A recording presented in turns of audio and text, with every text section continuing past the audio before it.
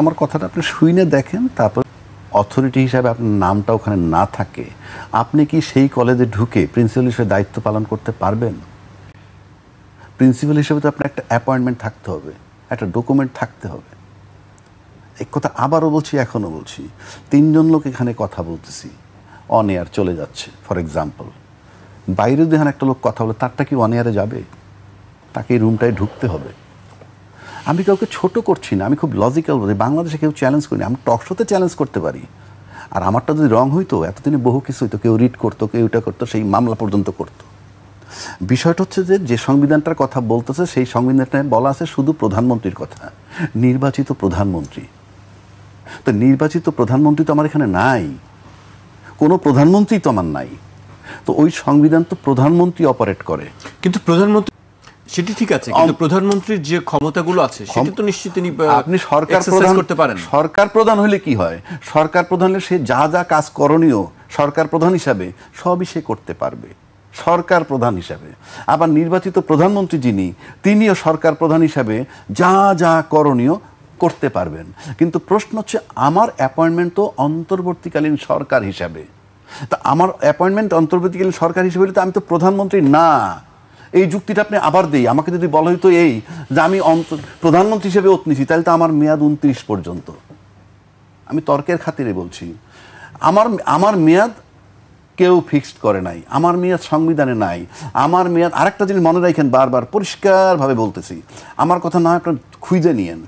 বলাই হয়েছে 106-তে তাদের যে অ্যাপয়েন্টমেন্ট দিছে, সেখানে বলাই হয়েছে সাংবিধান কনস্টিটিউশনাল ভ্যাকুয়াম।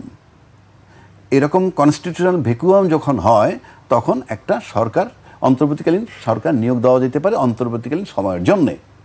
এই যে কনস্টিটিউশনাল ভ্যাকুয়াম, কনস্টিটিউশন মানে সংবিধান, কনস্টিটিউশনাল মানে সাংবিধানিক, ভ্যাকুয়াম মানে শূন্যতা। শূন্যতা মানে কি? নাই। তার মানে অফিসিয়ালি সংবিধানটা নাই, মানে এই কার্যক্রম করার জন্য নাই। এই জন্য সরকারটা বসানোর পর তারপরে সে কি করতেছেন বলে না, ডক্ট্রিন অফ নেসেসিটি। অর্থাৎ ইউনূস সাহেব বসাইলো 106, তারপরে উনি টাইম টু টাইম যেটা করছেন সেটা হলো ডক্ট্রিন অফ নেসেসিটি। অর্থাৎ এইটা হলো ডক্ট্রিন অফ নেসেসিটি। আর তাকে বসাইছে রাষ্ট্র। রাষ্ট্র বলতে বিচারপতিরা প্রেসিডেন্টের একটা প্রপোজাল চাইছে, সেই মোতাবেক বসাইছে। এটা বিশ্বাস করেন, এটা আমি আইনজীবী হিসাবে নিজেরে গর্ববোধ করি। আমরা আলোচনা করি তো, তারা বলে যে ভাই এটা কারেক্ট, কিন্তু আমাদের একটা জায়গায় যেতে হবে। বিষয়টা এইরকম, আপনি গোজামিল দিয়ে যেতে চাচ্ছেন, ভাই রাষ্ট্রে এটা চলে না। এবং এই সহজ কথাটাই আমি বলতেছি যে ইউনূস সাহেব যেটা করতেছেন সেটাই এখন সংবিধান। খ্যাতিবিদদের এই অথর্ব ইউনূস সরকার, এনজিও সরকার যে আইসা তার নিজের স্বার্থ দেখতেছে, 666 কোটি টাকা মওকুফ করছে, সব বাদ দিলাম। আপনারা তখন বলতে পারলেন না আমরা কি টাইম নষ্ট করব? সংবিধান তো বলতেছে নির্বাচন করতে হবে 90 দিনের মধ্যে, কোনো কারণে ব্যর্থ হলে আরো 90 দিন। আপনি বলছেন যে জুলাই সনদে রেস করে নাই যে আপনার 180 দিনের সর্বোচ্চ নির্বাচন দেওয়া উচিত, নাহলে ভায়োলেশন অফ কনস্টিটিউশন হচ্ছে। বলে নাই। কেন বলে নাই? বলতে পারেন নাই, তাদের ব্যর্থতা। এইবার আসেন জুলাই সনদের যে আইনি ভিত্তি কেন লাগবে? আপনি সংবিধানে গণভোট নাই, এটা সবাই বলে, আমিও একমত। সংবিধান মোতাবেক যেটা বললাম, ফেব্রুয়ারি 26-তে নির্বাচন হবে, সেটাও সংবিধান পারমিট করে না, সংবিধানে নাই, মেয়াদ শেষ তার। ওইটাও সংবিধানে নাই, গণভোটও সংবিধানে নাই। তাইলে আছে কোনটা? আমরা ঐক্যমত্য কমিশন বা সংস্কারের করতে গিয়ে আমরা কি মানলাম? জুলাই সনদের জন্য গণভোট লাগবে। গণভোট কিন্তু সব দল মেনে নিছে, গণভোটটা তো মেনে নিছে। দিন তারিখ ক্ষণ নিয়ে ঝামেলা আছে, কিন্তু কেউ বলছে নির্বাচনের আগে, কেউ বলছে নির্বাচনের দিনে। আর তো কোনো পার্থক্য নাই। গণভোট সংবিধানে নাই, কিন্তু রাজনৈতিক দল মেনে নিছে। আমি মানে রাজনীতির যে থিওরি, বাধ্য গণভোট হইতে। কখন হবে সেটা সেকেন্ড কোশ্চেন। গণভোট থেকে ফেরার কোনো পথই নাই কারো, কারণ আপনি এগ্রি করছেন যে আপনি গণভোট করবেন সারা দেশে 18 কোটি লোকের সামনে।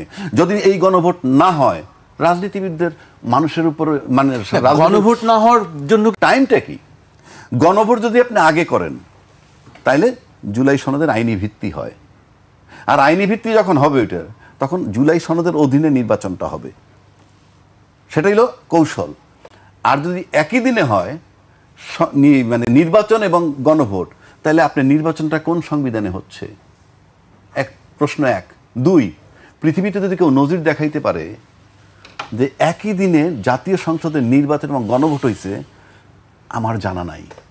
কেননা আপনি গণভোটটার পারপাস কি তাইলে? গণভোটটা হওয়ার পর জুলাই সনদ আইনি ভিত্তি পাবে, তার আলোকে নির্বাচন করবেন।